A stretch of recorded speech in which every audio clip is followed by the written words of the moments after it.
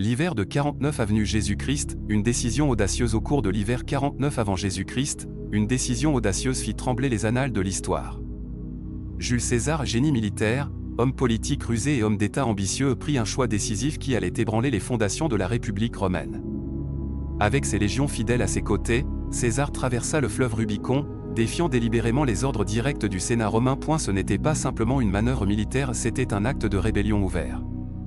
Et avec ce seul pas au-delà du Rubicon, César lança Rome sur un chemin qui l'amènerait de la République à l'Empire. La guerre civile éclata, les alliances s'effondrèrent, et le monde antique se prépara à une transformation comme il n'en avait jamais connu. Et la République avant l'Empire et avant l'ère des empereurs et des conquêtes impériales, Rome était gouvernée par la République, fondée en 509 avant Jésus-Christ. C'était un système sophistiqué conçu pour équilibrer le pouvoir entre les magistrats élus, les assemblées populaires et le Sénat influent. En théorie, c'était un gouvernement par le peuple et pour le peuple. Mais au 1er siècle avant Jésus-Christ, la République commença à se désagréger. Corruption, inégalité, et élites avides de pouvoir transformèrent les idéaux démocratiques de Rome en guerre politique. C'est dans ce climat d'instabilité et d'ambition que naquit Gaius Julius César, en 100 avant Jésus-Christ, dans une famille patricienne revendiquant une descendance de la déesse Vénus. Les débuts de César dès son plus jeune âge, César montra une intelligence remarquable, de la confiance en soi et un grand charisme. Il était un orateur talentueux, un écrivain persuasif et un homme doté d'un magnétisme personnel exceptionnel. Plutôt que de se reposer sur sa noble lignée, César entreprit de tracer sa propre voie. Son mariage avec Cornelia, fille d'un important homme politique, n'était pas seulement une union d'amour, c'était aussi un choix stratégique dans une vie définie par des décisions calculées. L'ascension politique, la carrière précoce de César le vit gravir rapidement les échelons de la politique romaine. Il servit comme tribun militaire, questeur, puis édile, gagnant en popularité mais aussi en notoriété.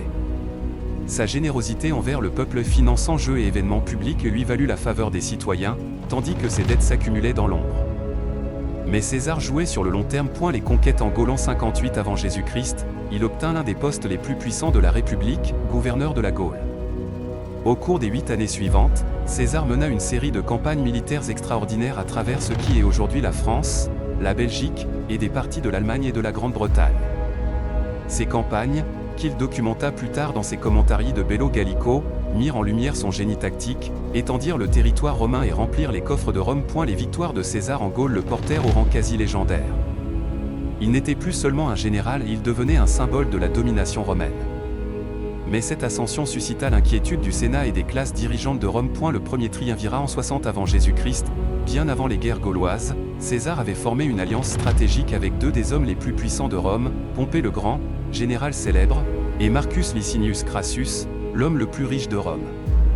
Cette alliance, connue sous le nom de Premier Triumvirat, était un partenariat officieux qui dominait la politique romaine. Avec leur soutien, César fut élu consul en 59 avant Jésus-Christ, poste qui lui ouvrit la voie au commandement de la Gaule. Mais les alliances à Rome étaient aussi fragiles qu'elles étaient utiles. Lorsque Crassus fut tué au combat en 53 avant Jésus-Christ et que Pompée se rapprocha du camp conservateur du Sénat, le triumvirat s'effondra. Les tensions entre César et Pompée devinrent personnelles et mortelles. Le franchissement du Rubicon en janvier 1949 avant Jésus-Christ, le Sénat, sous l'influence de Pompée, ordonna à César de dissoudre son armée et de revenir à Rome en tant que simple citoyen. C'était un piège. Revenir sans protection le rendait vulnérable à l'arrestation, au procès, voire à la mort. César savait que s'il franchissait le Rubicon avec son armée, ce serait considéré comme un acte de guerre. Mais il savait aussi que s'il obéissait, il perdrait tout. Alors, avec détermination dans la voix et l'histoire entre les mains, il prononça ces mots fatidiques, Alea Iactae. Le sort en est jeté. Guerre civile et victoire. La guerre civile qui suivit fut rapide et brutale. En 48 avant Jésus-Christ, les forces de César affrontèrent l'armée bien plus nombreuse de Pompée à la bataille de Pharsale, en Grèce. Contre toute attente, César remporta une victoire éclatante. Pompée s'enfuit en Égypte, espérant y trouver refuge, mais il fut trahi et assassiné à son arrivée. César arriva peu après en Égypte et se retrouva impliqué dans la lutte dynastique entre le jeune pharaon Ptolémée XIII et sa sœur, Cléopâtre VII. Soutenant Cléopâtre, César l'aida à accéder au trône et entama une alliance politique et romantique célèbre, qui résonne encore à travers l'histoire. Dictateur et réformateur de retour à Rome, César fut acclamé en héros par le peuple. Il fut nommé dictateur d'abord pour 10 ans, puis à vie. Mais César ne se contentait pas du pouvoir pour le pouvoir. Il voulait transformer Rome pour le mieux. Et elle initia de vastes réformes, réduction des dettes, redistribution des terres, et élargissement du Sénat pour mieux représenter les territoires de Rome. Il accorda également la citoyenneté romaine à de nombreux non-italiens et réforma le calendrier introduisant le calendrier julien, qui est la base de celui que nous utilisons aujourd'hui. Mais tous ne voyaient pas ces changements comme un progrès. Les idées de Mars au sein de l'élite romaine, l'inquiétude grandissait. Beaucoup de sénateurs craignaient que la concentration du pouvoir par César ne marque la fin de la République et l'émergence d'une monarchie. Le mot « tyran » commença à circuler. L'idée d'un roi Rex était une abomination pour les valeurs fondamentales de Rome. Le 15 mars 44 avant Jésus-Christ, les idées de Mars, un groupe d'environ 60 sénateurs, dont ses proches alliés Brutus et Cassius, mirent leur plan mortel à exécution. Alors que César entrait dans le théâtre de Pompée pour une réunion du Sénat, il fut encerclé et poignardé 23 fois. Et la légende raconte qu'il regarda Brutus avec incrédulité et demanda « Et toi, Brutus ?» avant de s'effondrer. Les conspirateurs croyaient qu'en tuant César, ils sauvaient la République. Mais ils se trompaient tragiquement. Le chaos après César. La mort de César plongea Rome dans une nouvelle série de guerres civiles. Son allié et ami, Marc-Antoine, prononça un discours funèbre enflammé qui retourna l'opinion publique contre les assassins. Shakespeare immortalisa ce discours des siècles plus tard. « Amis, Romains, compatriotes, prêtez-moi vos oreilles. » Alimenté par l'héritage de César, une nouvelle lutte de pouvoir éclata, cette fois entre Marc-Antoine, Lépide et Octavien, fils adoptif et petit-neveu de César. Le second triumvirat vainquit les assassins de César à la bataille de Philippe en 42 avant Jésus-Christ, mais les divisions internes déchirèrent rapidement l'alliance.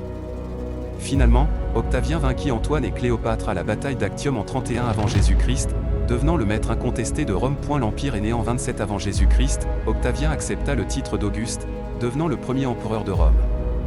La République était morte. À sa place s'élevait l'Empire romain. Mais même sous le règne des nouveaux empereurs, l'ombre de César planait. Son nom César devint un titre porté par les empereurs pendant des générations. Ses réformes façonnèrent l'empire qui suivit. Sa vie et sa mort devinrent le modèle de l'ambition, de la gloire, de la trahison et de la transformation. L'héritage. La vie de Jules César fut une tapisserie d'ambition et de génie, de stratégie et de sacrifice, de vision et de vulnérabilité. Il fut un homme qui osa remodeler le monde et qui, ce faisant, en paya le prix ultime. Son histoire nous rappelle que l'histoire n'est pas seulement façonnée par des événements mais par des personnes. Par des choix. Par le courage de franchir le Rubicon, en sachant qu'il n'y aurait pas de retour en arrière.